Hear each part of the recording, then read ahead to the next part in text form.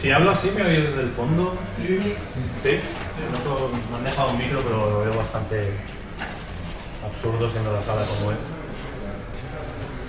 Pues, bueno, primero ahora que cierren la puerta y empezaremos.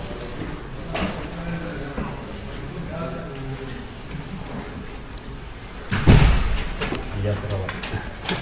Bueno, buenos días por venir. Mi nombre es Francisco J. Pérez, soy escritor, guionista. Y bueno, vengo a presentar esta charla, Hiperficción, leyendas urbanas, mitos populares, publicidad y otras ficciones fronterizas, principalmente porque la charla condensa muchos de los temas que trato en mis propios libros, con lo cual pues elegí un tema fácil, al menos para mí fácil, ¿vale? Espero que sea amena. Traigo mucha carga teórica, con lo cual veremos si podemos condensarlo todo en la horita que dura el evento. Y bueno, pasaríamos a entrar en materia. La charla en principio está organizada en 3 bloques, de ahí el subtítulo. Hiperficción, haremos una pequeña definición de lo que es la hiperficción. No sé si alguien de los que están aquí ya conocerá el término o no. Empezaremos desde cero. Leyendas urbanas, mitos populares, publicidad y otras ficciones fronterizas será el segundo bloque, donde daremos ejemplos para ver si podemos ir un poco más allá de la definición y que acabe de quedar claro. El tercer bloque será una especie de ejercicio, si nos da tiempo, haremos una especie de ejercicio basado en los conceptos que hayamos explicado y conclusiones, ¿vale? Empezaríamos por la definición. ¿Vale? Hiperficción es un neologismo cundiado hará cosa de 4 o 5 años, o al menos hasta donde se puede rastrear, cosa de hará 4 o 5 años. Está formado por el prefijo hiper, por encima de, un exceso de, más allá de, y superstición, ¿vale? Que sería el conjunto de ideas o el sistema de creencias que carente de lógica, a priori carente de lógica o que carente de significado directo con la realidad, ¿vale? La primera definición de hiperficción, o la definición más básica, es que es un aglomerado semiótico, un conjunto de ideas, de juicios previos, de construcciones ficcionales, ¿vale? Que se hace real a sí mismo. De ahí que digamos que va más allá de la superstición. Si acabamos de definir la superstición como una creencia contraria a la razón, sería una creencia contraria a la razón que, por los mecanismos que luego explicaremos, se convierte en razón. Se hace real. Un elemento de ficción se conjura y acaba convirtiéndose en un elemento real, ¿vale? La teoría básica: cuanto más se carga un agregado semiótico, un aglomerado semiótico de significados y usos sociales, cuanto más lo usamos, cuanto más lo hacemos propio, ¿vale? Más real llega a ser, y en cierto momento será imposible distinguir cuándo era ficción y cuándo se ha hecho realidad, ¿vale? La base de la teoría de la hiperficción radica en una idea que es la de profecía autocumplida. La profecía autocumplida podríamos estar mucho rato explicándola, pero he preferido resumirla de una manera ligeramente más amena de la que podría hacer, porque hay un ejemplo muy claro de profecía autocumplida en un cuento de Gabriel García Márquez. Se llama Algo muy grave va a suceder en este pueblo. No sé si alguien lo conocerá. García Márquez, supone que está muy leído, ¿vale? El relato empieza así: imagínese usted un pueblo muy pequeño donde hay una señora vieja que tiene 2 hijos, uno de 19 y una hija de 14. La señora está sirviéndoles el desayuno y tiene una expresión de preocupación. Cuando los hijos le preguntan, ella responde: no sé, pero he amanecido con el presentimiento de que algo muy grave va a sucederle a este pueblo. Acto seguido el hijo se va a jugar al billar, no os lo voy a leer todo el cuento, os hago un resumen. El hijo se va a jugar al billar, hace una apuesta con un amigo, para una carambola muy fácil, la pierde la apuesta. Cuando el amigo le pregunta, le dice, no, es que estoy preocupado porque mi madre se ha levantado preocupada diciendo que algo muy grave iba a suceder en este pueblo. Este amigo se va a su casa, habla con su madre, le explica la historia, mira qué ha pasado, el tonto este ha perdido la apuesta porque estaba preocupado porque su madre le ha dicho que algo muy grave va a pasar en el pueblo y tal, y la madre le dice, no desconfíes de estas premoniciones de los viejos porque a veces tienden a cumplirse.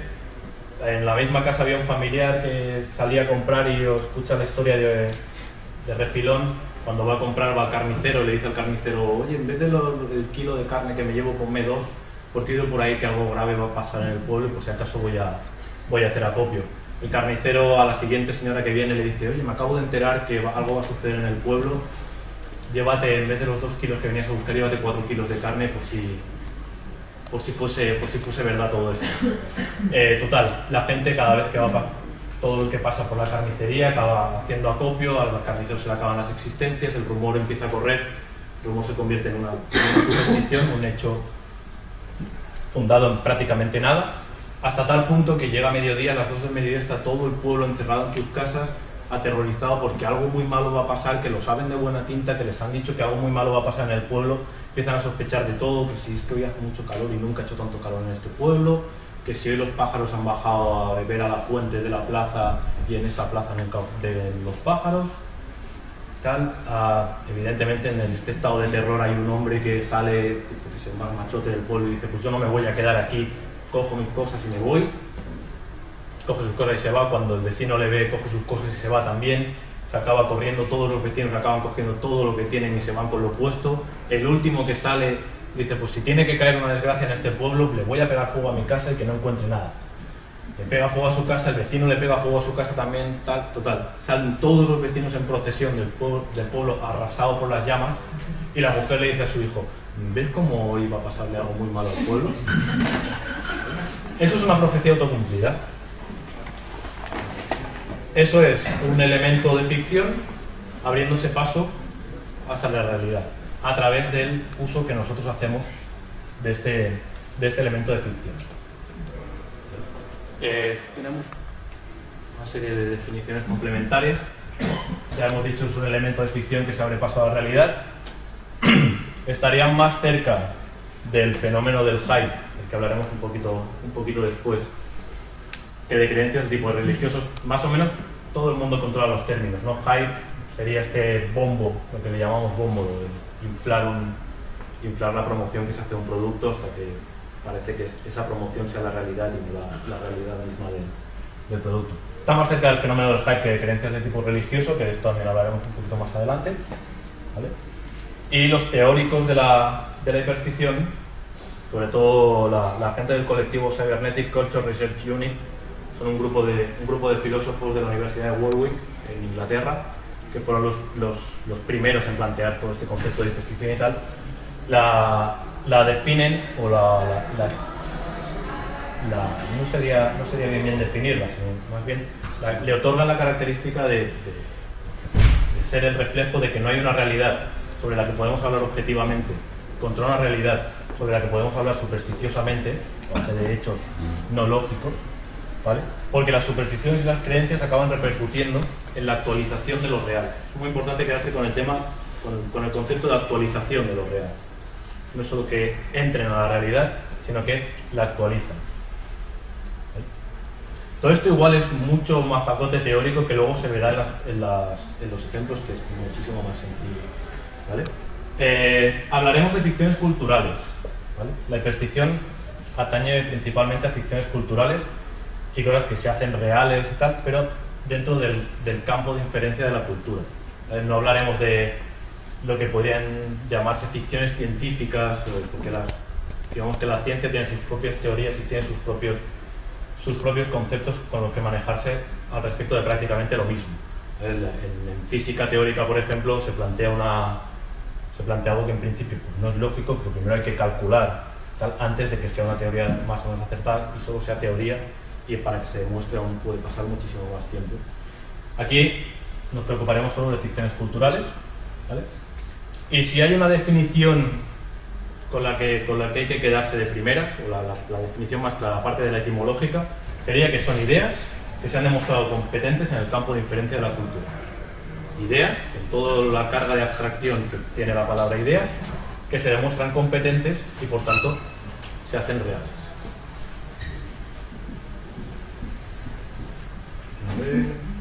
Por lo tanto, más o menos resumiendo la definición, sería un fenómeno por el que la fe literalmente mueve montañas. La idea se hace real, por lo tanto la fe mueve literalmente montañas. Es un fenómeno por el que lo verosímil se convierte en verificable previa naturalización de su veracidad. Digamos que muy esquemáticamente hay tres pasos. Algo que podría resultar verosímil se naturaliza mediante el uso, ¿vale? Y se convierte en verificable, ergo real. Es un fenómeno, evidentemente, que certifica el poder creativo inmanente a los discursos. Si las ideas, mediante la aceptación y el uso, pueden hacerse reales, quiere decir que los discursos son algo mucho más poderoso de lo que podríamos pensar a priori, ¿vale? Y que nos lleva a deducir que la arquitectura de la realidad es un resultado de un discurso performativo que se autorrealiza. Esto también lo veremos en los ejemplos. La hiperstición también, la teoría de la hiperstición defiende que todo lo real en un momento fue discurso y así fue como acabó haciéndose real a través del uso, a través de más o menos conjuntar este uso, más o menos pactar el uso de estas ideas más o menos abstractas. ¿Vale?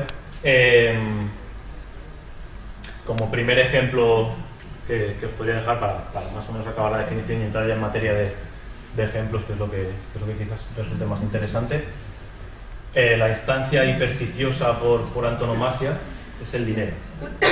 El dinero es algo que a priori es solo teórico y es algo que solo existe desde el momento en que nosotros consensuamos su valor. Entonces el primer ejemplo y por claro que se pone siempre que se explica siempre que se intenta plantear una teoría sobre la hiperstición. ¿Vale? Hasta aquí bien. La carga teórica espero que no sea tampoco demasiado. Es que me preocupa porque estamos manejando muchos conceptos y a veces pueden ser un pelín farragosos. Si hay cualquier cosa, levantad la mano y preguntad en clase. ¿Vale? Iríamos al segundo bloque. Hemos dejado más o menos una definición. Esto era como para calentar. Espero haberos dejado la semillita de lo que es la definición. Leyendas urbanas, mitos populares, publicidad y otras ficciones fronterizas, ¿vale? A modo tanto de resumen como de introducción de los ejemplos, pero la cita de Nick Land, es un filósofo y es el jefe de este Cybernetic Culture Research Unit. Básicamente es el señor que inventó el palabra hiperstición. Dice que el objeto hipersticioso no es un mero producto del constructo social, sino que es algo conjurado a la realidad mediante la forma en que nos acercamos a ello. Si lo queréis ver de una forma fácil, lo que viene a decir Nick Land es que no hay un constructo social del que parten ideas y estas ideas acaban incorporándose al mismo constructo social, sino que es como si estuviera el constructo social en un plano, el plano de las ideas en otro, y a partir de cierto uso, a partir de intuir una idea desde un plano y usarla, acaba convirtiéndose en parte del constructo social. Entonces, la primera parte de ejemplos serían las leyendas urbanas. He traído la definición más clara de leyenda urbana, es la de Richard Dawson, que es el hombre que acuñó el término, es un folclorista americano. Acuñó el término leyenda urbana en el año 68. Dice que la leyenda urbana es una historia moderna que nunca ha sucedido, contada como si fuera cierta. O sea, nos da un poco una pista de por dónde voy a ir los siguientes 10 minutos.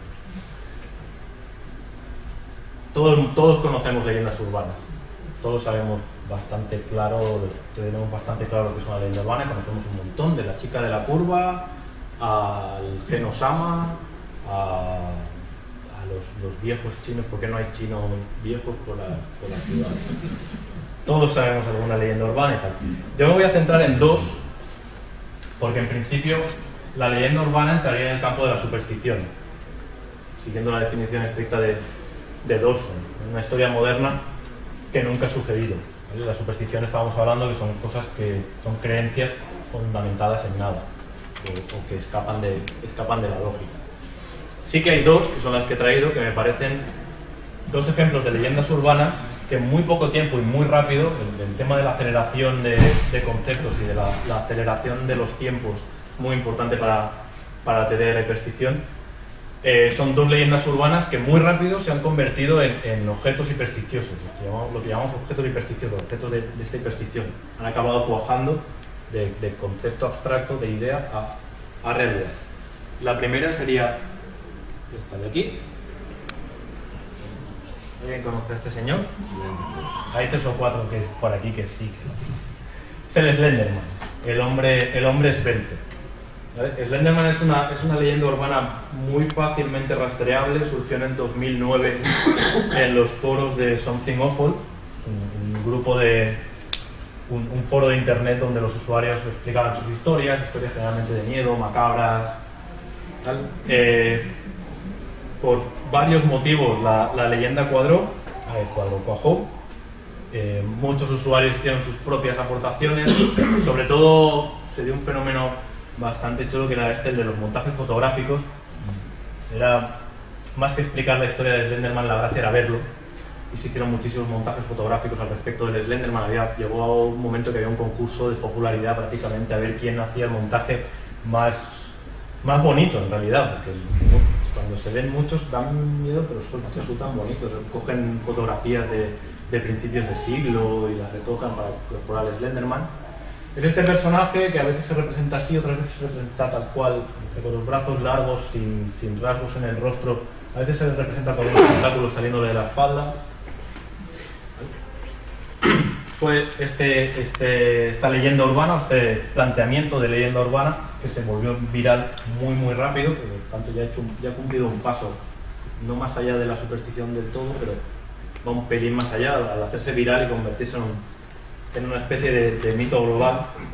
De hecho, incluso gente como el profesor Tom Petty de la Universidad de Dinamarca dijo que era un ejemplo del cierre de la era moderna del paréntesis de Gutenberg. El paréntesis de Gutenberg es lo que va desde la invención de la imprenta a lo que sea que venga después. Hay toda una teoría en historia que dice que antes de la imprenta había una manera de transmitir la información y de transmitirlas, sobre todo las ficciones, y rehacerlas, no solo que te contase una historia, sino que recibías la historia y al contarla formulabas algo de tu propia cosecha, la modificabas un poquito y tal. Esto se acabó, más o menos se acabó cuando se inventó la imprenta. Y ahora, al haber desarrollado Internet, al volver otra vez al contar una historia, no sabe bien si es un rumor, retocarlo, el siguiente usuario lo que hace es ampliarlo y modificarlo y tal. Se supone que se está cerrando este paréntesis de Gutenberg, ya no vuelve a ser todo en negro sobre blanco y va a misa, sino que vuelve otra vez la reformulación de las ficciones, de lo que nos contamos y bueno. En relación al Slenderman, pues Tom Petty decía esto, que era un ejemplo muy claro de este cierre. Más que nada porque tiene mucho que ver esta leyenda urbana con los códigos abiertos a los que nos estamos acostumbrando los usuarios de Internet. Que, bueno, pues, yo he contado esto, tú cógelo y hazte tu montaje fotográfico, inventa tu propia historia. Se han hecho vídeos, hay una serie de vídeos muy famosa, Marvel Hornets, una serie de vídeos en YouTube, muy cortitos, que explican la historia de un estudiante de cine que está intentando rodar su primera película y empieza a ser acosado por el Slenderman. Y en los vídeos pues van mostrando pequeñas apariciones del Slenderman hasta que cada vez el acoso va a ser mayor y tal. Si podéis buscarlo por YouTube, es muy divertido. Es divertido. Hasta aquí, pues más o menos lo que tenemos es una leyenda urbana que se convierte en un fenómeno viral más o menos popular. Marvel Hornets, esta serie de vídeos creo que está en el orden de 55 millones de reproducciones o algo así, más o menos viral y tal. Hay un cierto momento en el que deja de ser solo un fenómeno viral. Aquí veis varios ejemplos de los montajes que han hecho usuarios a partir de la historia, replicando grabados medievales, pinturas rupestres, sellos aztecas. La cuarta foto tiene su... Es a lo que iba. El 31 de mayo del 2014, de este mismo año, o sea, hace nada, ¿vale? Dos niñas de 12 años apuñalan 19 veces a una compañera de clase. Cuando la niña misteriosamente sobrevive después de 19 puñaladas, estas dos niñas, estas son las dos niñas de 12 años, son detenidas. Cuando se les toma declaración, dicen que, muy convencidas y muy serenas, dicen que lo han hecho porque el Slenderman se les ha presentado y les ha pedido un sacrificio de sangre para ser sus acólitas, para que él las acepte y se vaya con ellas. Bueno, al surgir las noticias sobre el caso y tal, aparece una señora diciendo que más o menos por la misma fecha, creo que la cosa variaba en 3 días, 4 días, una noche había llegado de trabajar a su casa y se había encontrado a su hija con las mangas, vestida igual que el Slenderman, con una capucha blanca en la cara, y se la había echado encima y le había intentado pegar 2 puñaladas. Cuando la niña, la madre llamó a la policía, vieron, la detuvo. Cuando la detuvieron, la niña también muy serena y muy tranquila decía que el Slenderman se le había presentado y le había dicho que tenía que matar a su madre para ser aceptada dentro del círculo de iniciados al Slenderman y llevarla a una especie de país de nunca jamás. Muy poquito después, el 4 de septiembre de este mismo año, del 14, una niña, otra vez, de 14 años, prendió fuego a su casa con sus padres dentro y con el hermano pequeño dentro. La detuvieron al tomar la declaración. Ella también, muy tranquila, muy serena, dijo que el Slenderman se le había presentado y que le había dicho que tenía que matar a toda su familia como requisito básico para ser aceptada por él y llevada a este país de nunca jamás, ¿vale? Una puntualización que quizá tendría que haber hecho antes. Las características o los motivos que se le dan al Slenderman en la leyenda urbana original son 2, muy claros. Uno es secuestrar niños, el Slenderman existe para secuestrar niños, y el otro es que existe para acosar al azar, acosar por acosar, es un simple agente acosador. Viene a la realidad para acosar a quien sea por ningún motivo en concreto y solo porque sí, ¿vale? A raíz de todos estos asesinatos, intentos de asesinato, de momento por suerte no había ningún asesinato de por sí, hay un montón de asociaciones de padres, organizaciones religiosas, asociaciones de defensa de la familia, de la buena familia cristiana, que presentan un aluvión de propuestas al gobierno americano en este caso, pidiendo que se creen filtros específicos en internet para este tipo de cosas. Piden una especie de abstracción que permita que los niños no tengan acceso a leyendas urbanas macabras dentro de internet.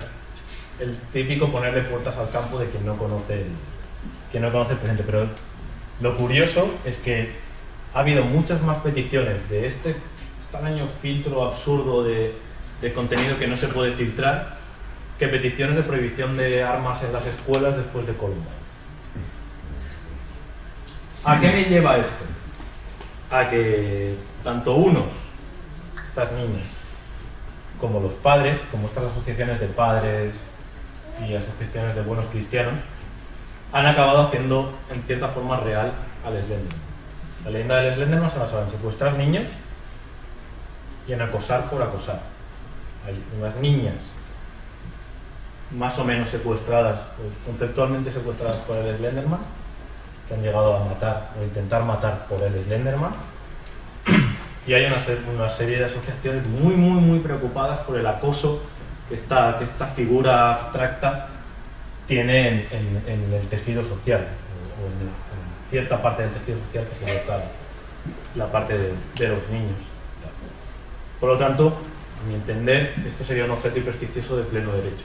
Algo que era totalmente ficticio, además muy rastreable, muy claro, de un origen muy claro, que acaba convirtiéndose en una realidad de hecho. La siguiente leyenda urbana que os traigo también le sonará a más de uno. Polybius. Polybius es una leyenda urbana que surgió en el año 81 del siglo pasado. ¿Vale? Es importante saber la fecha porque tiene una explicación. Perdón. Según la leyenda, pues esto, Polybius es un videojuego arcade de los de maquinitas de echar monedas de los años 80, creado por una compañía, Sinneslogen, que ya nos da una pista del bulo, porque en alemán quiere decir pérdida de los sentidos o distorsión de los sentidos.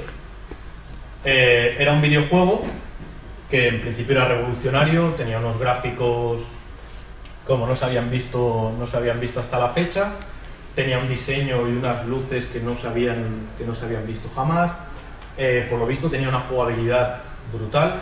El juego se hizo muy popular muy deprisa, en cuestión de 2 días había colas en los locales donde lo habían instalado. Todo esto según testigos entre comillas, testimonios de gente que lo ha jugado, supone, porque es una leyenda urbana. En principio Polybius no existió nunca. No hay ningún registro mercantil en el que conste Polybius como marca de nada. Sinneslogen no está registrada como compañía en ningún sitio. Se han hecho muchas investigaciones porque es una leyenda urbana muy popular dentro del mundillo de los videojuegos. Ha llegado a salir en Los Simpsons, o sea, es una leyenda muy, muy implantada.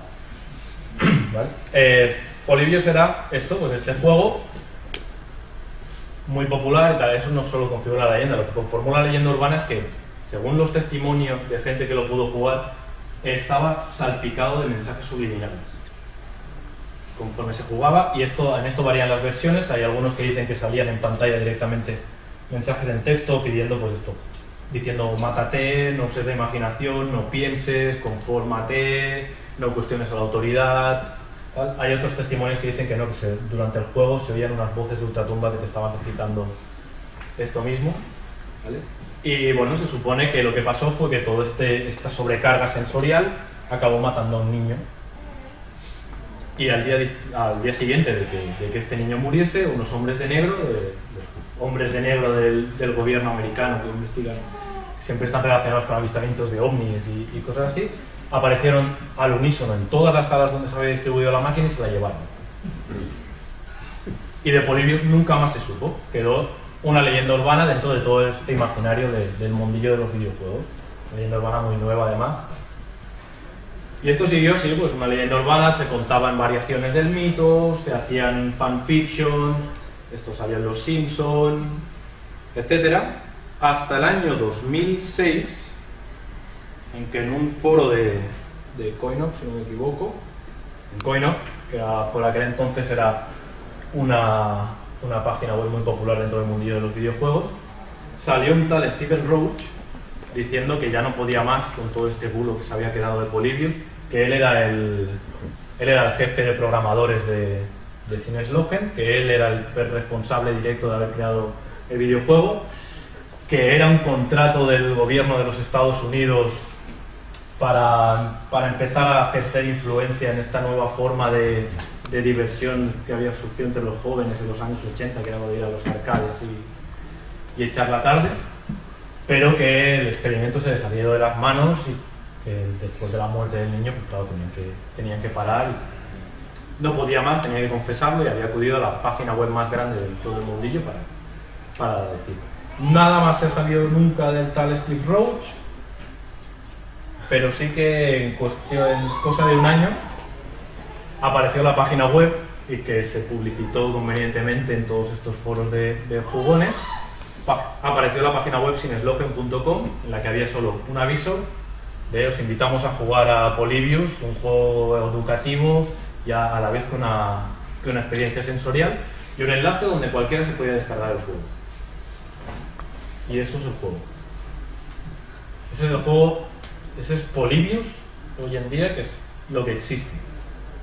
Ahora mismo Polybius existe, se puede entrar en la página sinneslogen.com, descargarlo, y esto es lo que verán. Son gráficos. Esto es un mareo, menos mal que son unas imágenes fijas. Además tiene un añadido muy chulo, no sé, desde allí al fondo no lo veréis muy bien. Introduciendo los códigos, que son muy fáciles de encontrar por internet, porque ya lo han puesto lo suficientemente fácil, se puede variar lo que han llamado logaritmos de acción subliminal. Se entra en un submenú en el que se pueden habilitar o deshabilitar una serie de logaritmos que se supone que que te pueden provocar pues insomnio, hipersomnolencia, pesadillas, terrores nocturnos, parálisis del sueño, alucinación hipnopómpica, alucinación hipnagógica. Todo esto se puede activar o desactivar. ¿Vale? Pues jugar al mismo tiempo que te estás provocando pues un insomnio o una alucinación. Maravilloso. Poca broma, porque el caso es que ahora Polybius existe. Rompe un poco el misterio, pero lo voy a contar igualmente. Se ha rastreado la IP de la página web desde la que se puede descargar Polybius y resulta que entra dentro del listado de IPs propias de una compañía que se dedica a hacer juegos con estética retro, que evidentemente cogieron toda la carga de la leyenda urbana y hicieron un juego real, un juego que se puede jugar, que es muy jugable. Y lo más curioso es que provoca exactamente la misma sensación que explica la leyenda. En un principio, yo lo he jugado 3-4 veces, Polybius. En un principio engancha muchísimo, las primeras pantallas son muy ágiles, son muy viciosas y en muy poco tiempo acaba produciendo un rechazo raro. Y en serio, si queréis ir a casa y probarlo, tal, te deja bastante mal. Sales distinto una vez has empezado a jugar a Polybius. No estoy diciendo que entren los mensajes subliminales, no voy a ir tan lejos, pero sí que es verdad que cierto desarreglo, al menos pasajero durante unas horas, es muy palpable y se nota muchísimo. Por lo tanto, lo mismo que hablamos con Slenderman, para mí un objeto hipersticioso de pleno derecho. A partir de cómo lo hemos afrontado, cómo hemos afrontado esta leyenda, que no dejaba de ser una superstición, a partir de que alguien haya dicho, coño, voy a programar. Lo hemos hecho, ojalá la realidad, con exactamente las mismas características que tenía en el mito. Igual que hemos visto en el Slenderman, las mismas características que tenía en el mito. Por tanto, recupero la cita de Nick Land al principio del bloque de ejemplos. El objeto hipersticioso no es un mero producto del constructo social, sino que es algo conjurado a la realidad mediante la forma que nos acercamos a ella. Hasta aquí el tema de leyendas urbanas. Los siguientes serían los mitos populares. Vamos súper bien de tiempo. ¿Vale? Traigo una cita de Felipe Fernández Armesto, historiador, que tiene un libro que se llama Civilizaciones, que es muy importante para la teoría de la hiperstición, porque rastrea lo que serían los objetos hipersticiosos prácticamente desde la edad de piedra. Intenta formularlos, quitando un poco el componente aceleracionista que tiene últimamente la teoría. El aceleracionismo es otra teoría muy importante que daría para otra charla entera, muy rápido por seguir con que sea un poquito más ágil. El aceleracionismo viene a decir que pues, hay una aceleración exponencial de información y de conocimiento que es calculable y que vamos entrando en una especie de espiral descendente a base de acelerar el conocimiento que podemos almacenar en un mes o en un día o en una semana y la información a la velocidad a la que se mueve la información. Cuando las dos cosas coinciden, hacen que el futuro llegue cada vez más rápido. Del advenimiento del futuro hablaremos un pelín más adelante. Vale, retomo. Felipe Fernández Armesto, historiador, dice que la preocupación popular por la falta de certeza en el futuro que provocan los rápidos cambios no son solo producto de la ignorancia, como tendemos a pensar a priori, sino que más bien equivalen al cuadro sintomático de un mundo al borde del shock por futuro. Lo que acabo de contar del aceleracionismo, estamos según varios historiadores, entre ellos Fernández Armesto, estamos ahora mismo en un estado de shock por futuro. El futuro cada vez llega más deprisa y no somos capaces de asimilarlo tan rápido. ¿Qué viene a decir Fernández Armesto? ¿Vale? Los objetos hipersticiosos, como ya hemos visto, son ideas que se descargan en el mainframe, en el servidor central de la cultura, y engendran ciclos de retroalimentación apocalíptica positiva. Una expresión que queda siempre muy bien cuando lo único que viene a decir es esto. Lo que hacen es acercar el futuro o inmanentizar el futuro de forma pues, más o menos retroalimentada. No son un subproducto de cómo nos acercamos al futuro, sino que nosotros nos acercamos al futuro a partir de estos subproductos, estas autogeneraciones. ¿Vale? Dan lugar a posteriores y mucho más rápidos cambios, los objetos hipersticiosos. Entonces, como mitos populares que se han acabado convirtiendo en objetos hipersticiosos, he traído como ejemplos los más grandes, son los considerados grandes objetos hipersticiosos, como serían el judeocristianismo, así, en general, ¿vale? Grandes objetos hipersticiosos. El judeocristianismo, que es evidente, o sea, siendo simplemente una creencia, y además una creencia irracional, por lo tanto, por definición estricta, superstición, ha acabado teniendo una presencia muy real, ha acabado siendo algo muy real. Es imposible a día de hoy entender nuestra cultura en Occidente sin conocer el judeocristianismo, sin saber que hunde las raíces en el judeocristianismo. Te dediques a la historia del arte como te dediques a la literatura, en mi caso, es imposible disociarlo. La ética del trabajo protestante también es un concepto, y es uno de los conceptos del protestantismo y uno de los menores, que postulaba un regreso al mundo rural y etcétera, y es lo que ha acabado condicionando nuestro día a día. Nuestros horarios se mueven según la ética de trabajo protestante. Seguimos levantándonos, la mayoría de nosotros seguimos levantándonos un poquito antes de que salga el sol, trabajando mientras hay sol y acostándonos un poquito después de que se ponga el sol.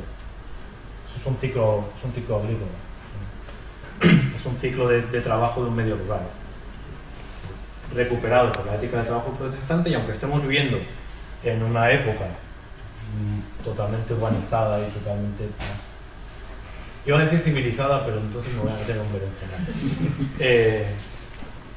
en una época industrializada, ¿vale?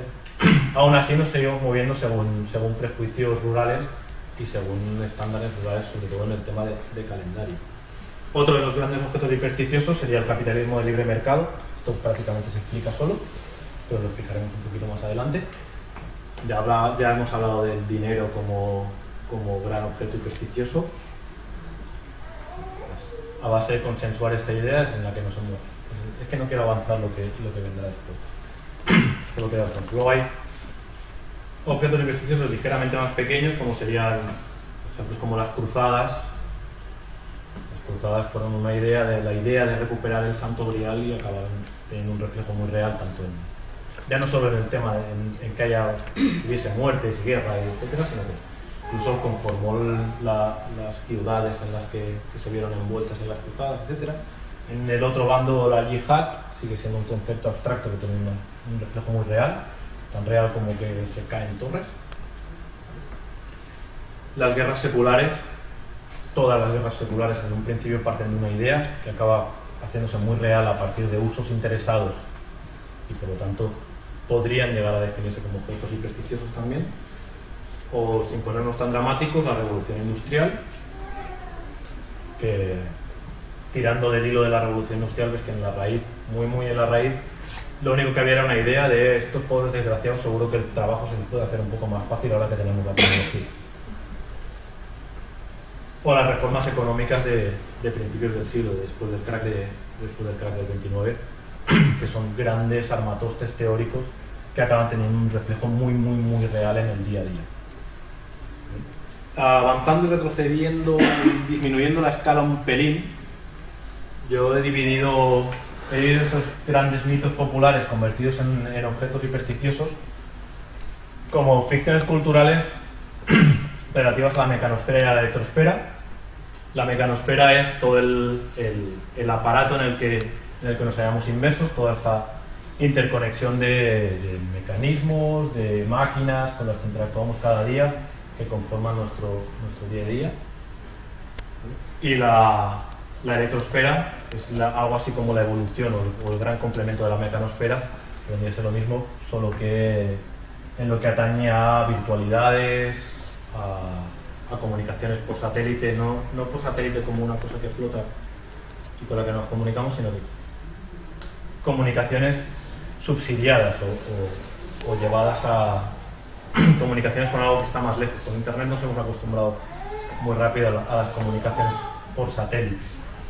No, me estoy comunicando con un servidor que no está en mi casa, que está en X, que se está comunicando a su vez con otro servidor que está en X, y las comunicaciones pasan de ser directas a ser satélites. ¿Por dónde está? Vale. Los grandes mitos que tenemos hoy en día vendrían por lo tanto formulados por esto, por ficciones culturales provenientes de la mecanosfera o de la electrosfera. Es un poco, tiene que ver con el avecinamiento del futuro y con esta aceleración del futuro, ¿vale? La mayoría de ficciones culturales relativas a la mecanosfera surgen del miedo, de este shock por futuro, de las ansiedades de los juicios previos, las ansiedades relativas a los juicios previos que tenemos con respecto a toda esta tecnología que muchas veces no controlamos. Todo el mundo tiene un teléfono móvil, pero un 0,5% de la gente que tiene un teléfono móvil sabe cómo funciona realmente un teléfono móvil. Sabe qué está haciendo el teléfono móvil mientras yo lo estoy haciendo servir.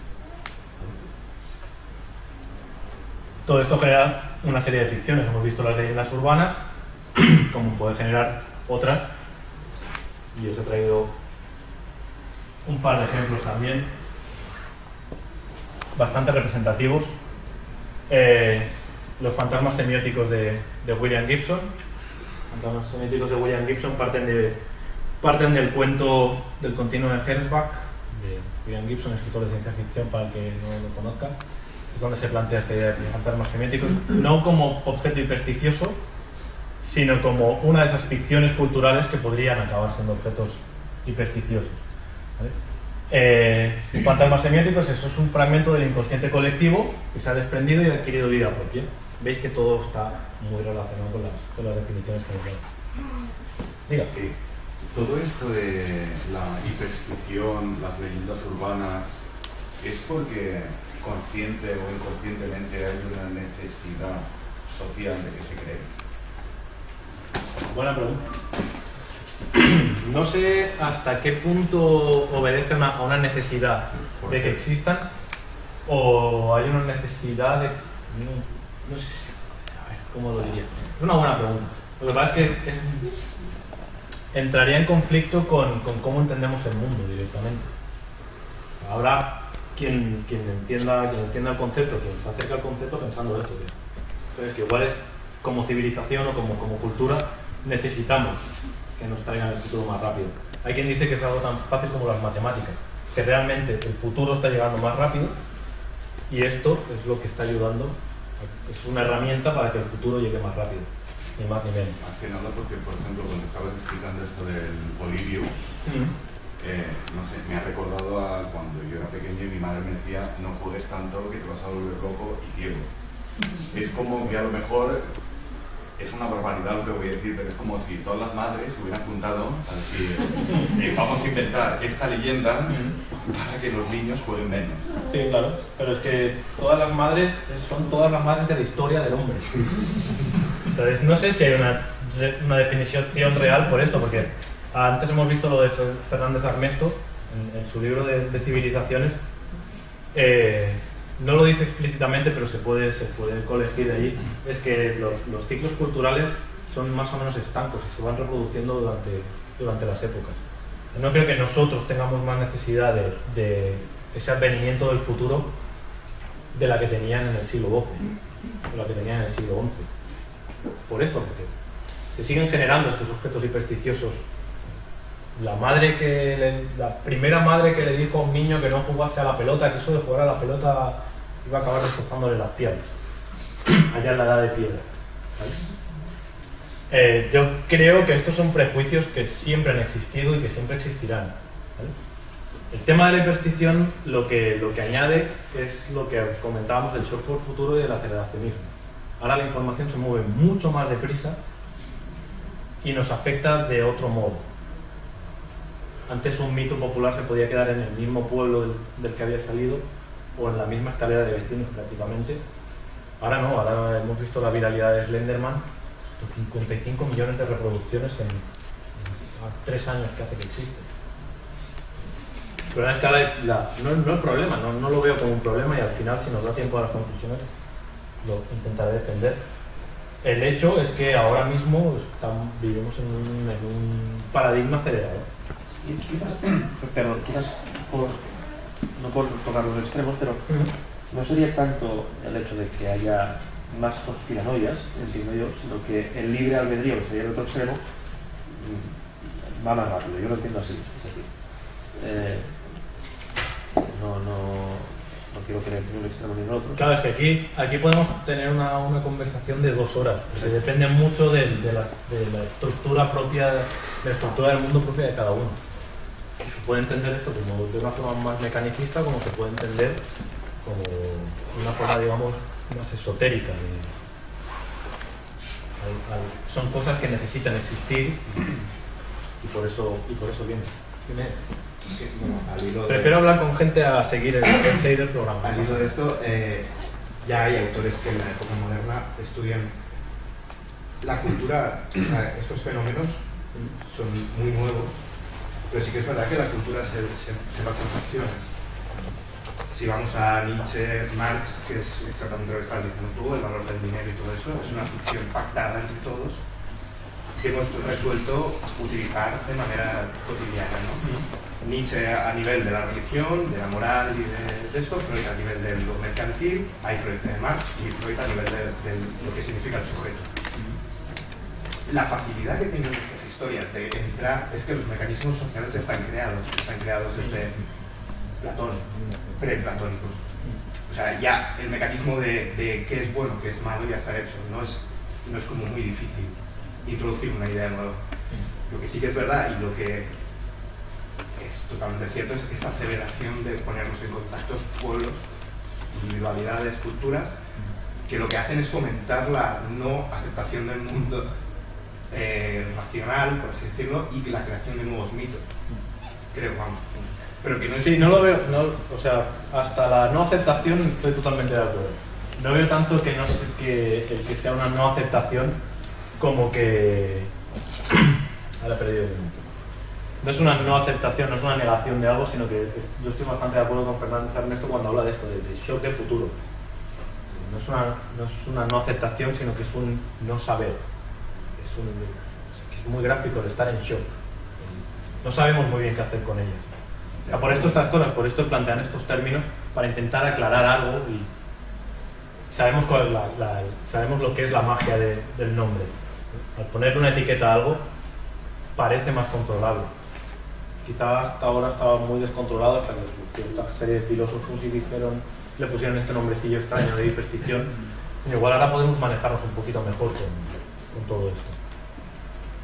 Acaban de avisar de que nos quedan 10 minutos. Bueno, no sé si quieres seguir. Estoy totalmente de acuerdo. Sí que es verdad que existe un constructo social y está ahí, está en esa estructura.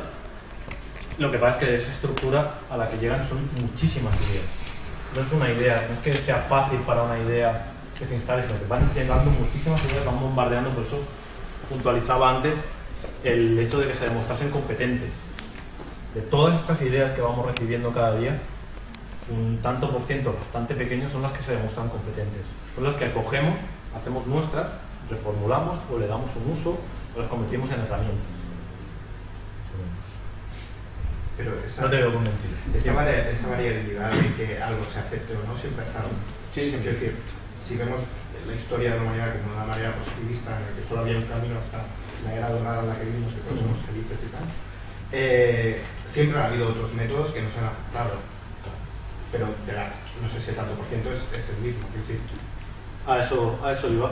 O sea, el bombardeo de ideas seguramente sea el mismo, solo que si le sumamos el tema del aceleracionismo, de conexión en la que vivimos ahora, digamos que en lugar de calar el 1%, ahora cala un 5%. Y siguiendo con la teoría del aceleracionismo, si estamos de acuerdo con ella, dentro de 3 años calarán un 10%. Dentro de 5 años calarán un 15%. Hasta llegar a lo que sí que sería una edad dorada en que la que todo fuera ficción. Y los escritores de la somos millones. Bueno, pasaré un poco por encima por los ejemplos, porque ya que los he traído, ¿vale? El fantasma semiótico como como fragmento del inconsciente colectivo desprendido y hecho realidad.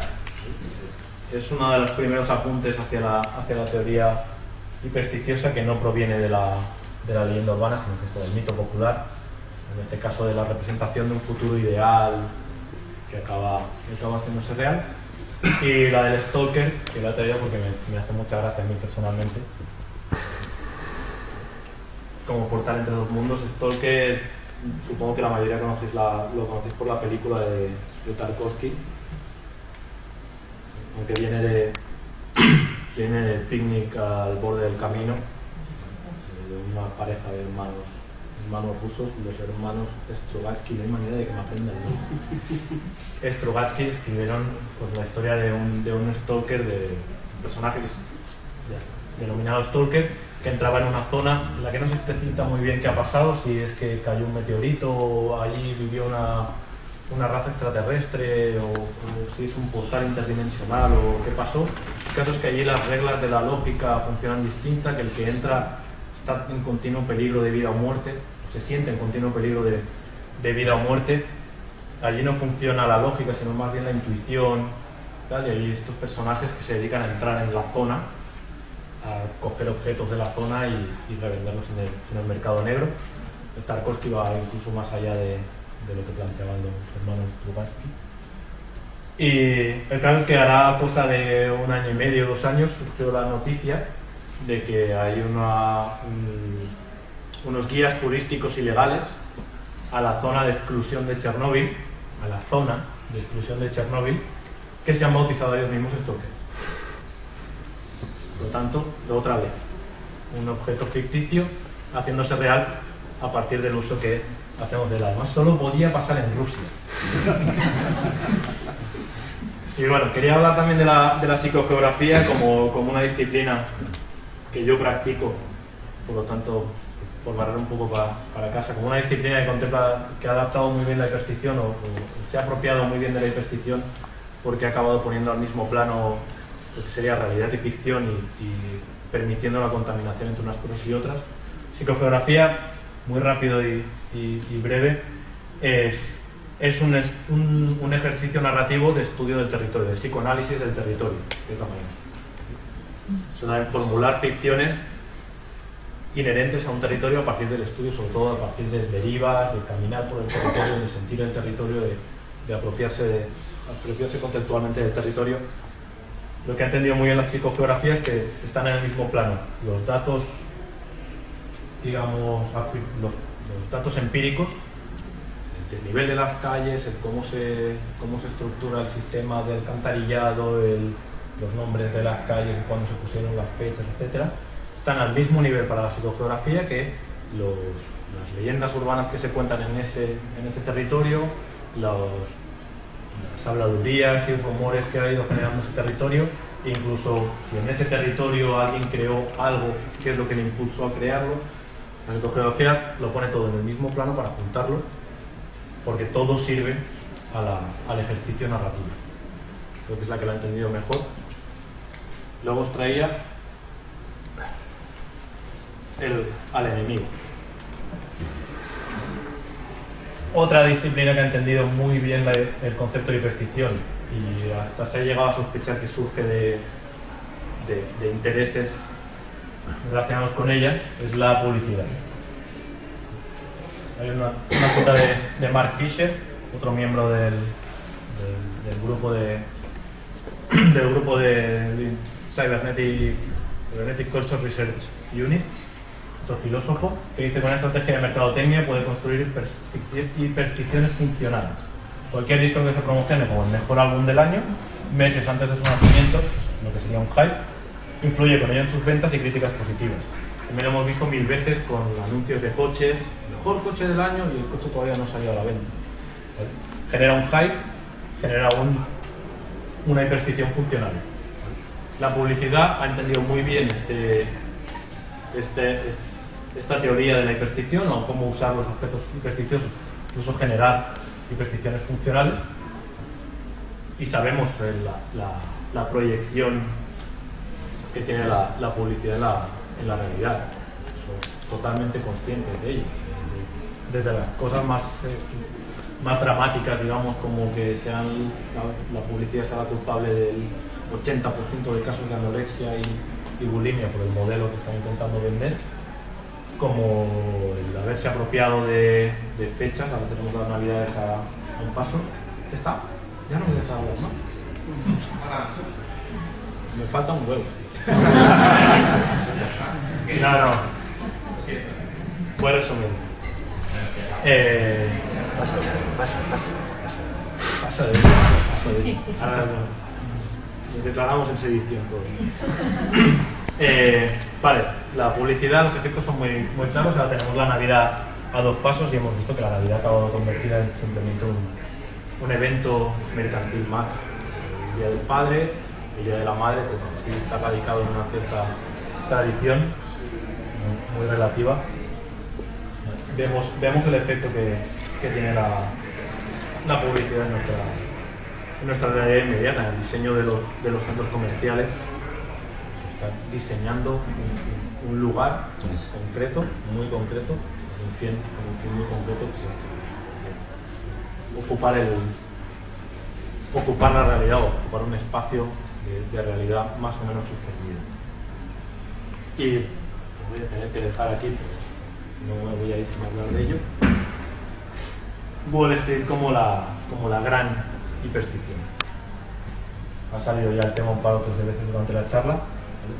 Cuando hemos hablado del capitalismo como uno de los grandes objetos hipersticiosos, Wall Street como el mecanismo hipersticioso por antonomasia. Queda aquí muy bien resumido en la cita de Observer. Observer es un blogger. Es un blogger de... Ahora he perdido la referencia.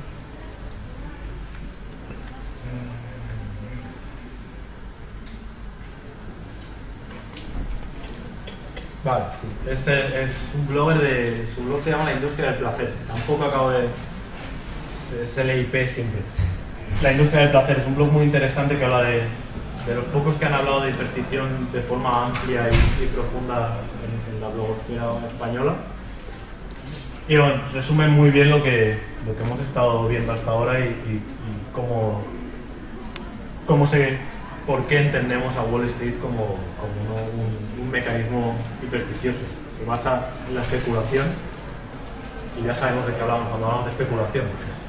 Constructo ficcional que tiene un reflejo muy real. Cuando se dice que, cuando corre el rumor entre los brokers de que la Bolsa de Madrid va a bajar 2 puntos, en cuestión de horas la Bolsa de Madrid baja 2 puntos. Y se sabe, se ha demostrado muchísimas veces, se ha visto en muchísimos casos, que en el 99% de las veces estos rumores son infundados. Se hacen correr por intereses creados, porque saben que va a pasar eso. Esta ficción va a acabar permeabilizando en realidad absoluta.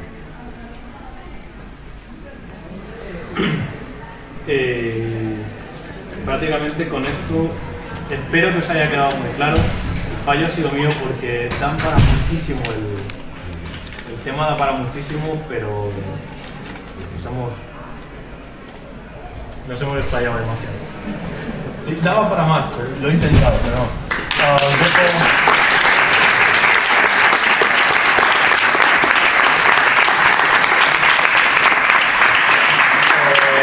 Os dejo la bibliografía que usé para montar la charla, donde podéis ampliar muchísimo más todo lo que hemos hablado aquí, ¿vale? Esta es la dirección a mi blog. Os he puesto un QR porque sea más fácil.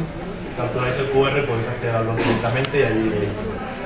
En el blog ahí tenéis las formas de contactar conmigo. Por favor, si os ha quedado alguna duda, si hay cualquier cosa, o si queréis que me extienda más o lo que sea, escribidme y os soluciono lo que sea lo más pronto posible, ¿vale? Muchísimas gracias por haber venido, por estar aguantando aquí la hora y pico al final. Muchas gracias.